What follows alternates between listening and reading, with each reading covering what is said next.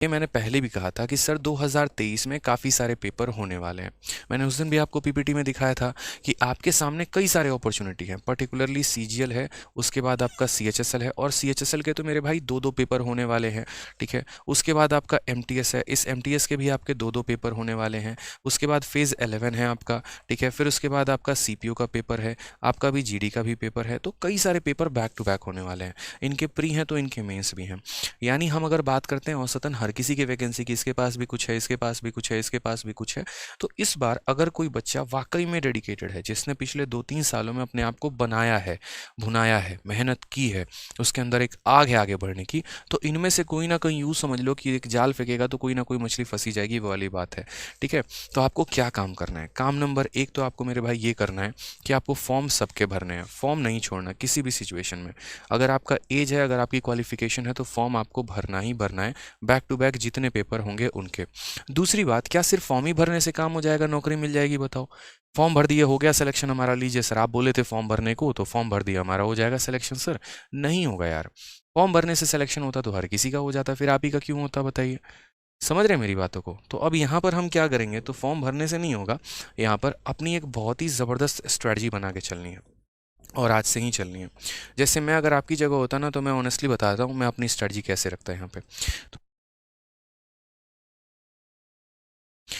तो मैं अपनी स्ट्रैटेजी ऐसे बनाता कि मैं आराम से वो 5 रुपए वाली कार्डबोर्ड लेकर आता, उस कार्डबोर्ड के मैं यहाँ पर कई सारे भाग करता। देखो मैं जैसे बताता हूँ मेरी स्ट्रैटेजी कैसे होती थी हमेशा, ठीक है। कुछ नहीं करना होता था, बस एक ऐसा छोटा सा कार्डबोर्ड लेके आऊँगा 5 रुपए वाली स्टेशनरी की दुकान से, इतना बड़ा, ठीक है, बड़ा वाला, कंजूसी मत करना, 5 रुपए वाली लेके आना। यहाँ पर मैं एक तरफ है ना ऐसे, यहाँ पर मैं एक तरफ क्या करता था, अपना प्लानर लिखूंगा। प्लानर मतलब मेरे पास कितने दिन बचे हुए हैं।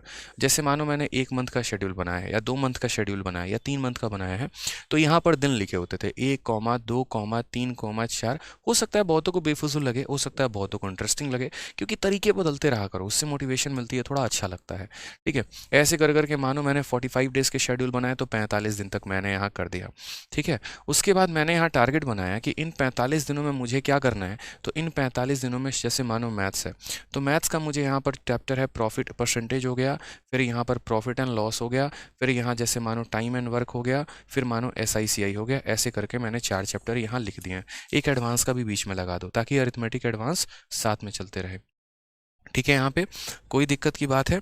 अब उसके बाद जैसे मानो ये मैंने यहाँ लिख दिया, उसी तरीके से मैंने यहाँ क्या किया, इंग्लिश की भी स्ट्रेटजी बना ली कि भैया वोकैब में हमको 100 यहाँ पर कम से कम 300 जो है, 45 दिनों में 300 तो बहुत कम है, 300 साइनो एंड टू, 300 वन वर्ड यहाँ करेंगे, 300 यहाँ पर ईडियम फ्रेज करेंगे। इस तरीके से 1000 का आपने टारगेट बना लिया, ठीक है। ग्रामर में भी इसी तरीके से आपने अपने आप के 3 चैप्टर असाइन कर दिए। उसी तरीके से आपने अपने रीजनिंग की स्ट्रेटजी बनाई, उसी तरीके से आपने अपनी GS की स्ट्रेटजी बनाई। अभी मैं सिर्फ एक चार्ट पेपर में थोड़े थोड़े बात कर रहा हूँ कि करना क्या है, ठीक है। मेरा दिन जैसे जैसे बीतता था ना, जैसे मान लीजिए कि मेरा दिन, आज पहला दिन मेरा बीत गया, मैं इसको काटूंगा यहाँ पे। पता है ये काटने का एक साइकोलॉजिकल इफेक्ट होता है। साइकोलॉजिकल इफेक्ट यहाँ पर क्या होता है ना, कि ये चीज़ें बताती हैं कि देख बेटा तेरे पास कितने दिन बचे हुए हैं। आपको भी पता है कि आज का दिन आपका चला गया, लेकिन अगर वो चीज़ सामने से दिख रही होती है ना, तो महसूस ज़्यादा होता है। समझ रहे हैं? जैसे आप लोग अक्सर देखिएगा कि अगर आप मोबाइल से किसी को पेमेंट कर देते हैं ना, या ऐसे समझ लीजिए आपके मोबाइल में 1 लाख रुपए आ गए, आपको कुछ ज़्यादा फील नहीं आएगा। लेकिन अगर मैं 100 रुपए की मात्र 10,000 की गड्डी आपके हाथ में ला के दे दूँ ना, तो वो पैसा फिजिकल है, आपके सामने है, वो दिखता है, अरे बाप रे इतना पैसा है। 1 लाख रुपए अगर मानो 10-10 रुपए के नोट ला के 1 लाख दे दिए ना, इतना सारा हो जाएगा, अरे बाप रे इतना 1 लाख रुपया होता है। फिजिकल चीज़ें ज़्यादा प्रभावित करती हैं इंसान को, क्योंकि वो दिमाग पर ज़्यादा प्रभाव देती हैं। तो ये जो चीज़ें हैं ना, जब आप लिखते हैं तो आपको यहाँ दिखता है, अरे यार मेरे दिन कम हो रहे हैं।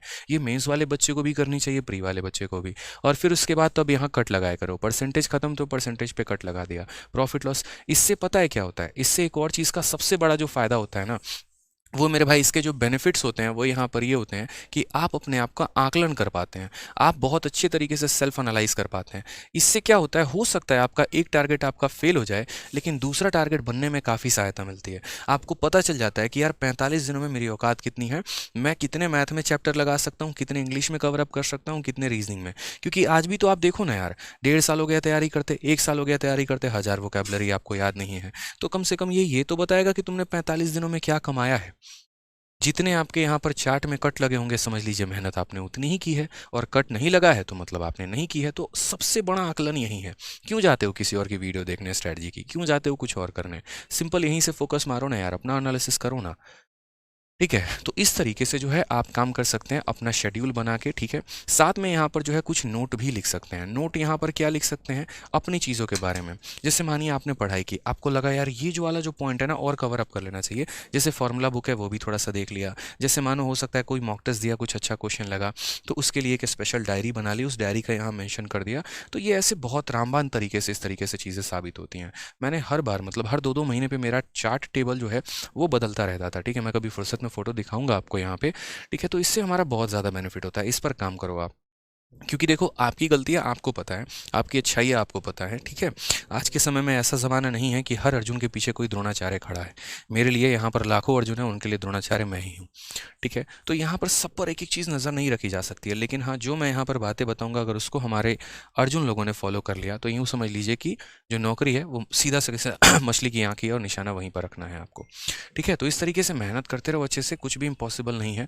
मेरा मानना है अगर मेरा जैसा जो है डम्ब व्यक्ति जिसके स्कूल में काफ़ी कम नंबर आते थे, अगर वो इस मुकाम तक पहुँच सकता है तो आप तो यार बहुत होशियार हैं।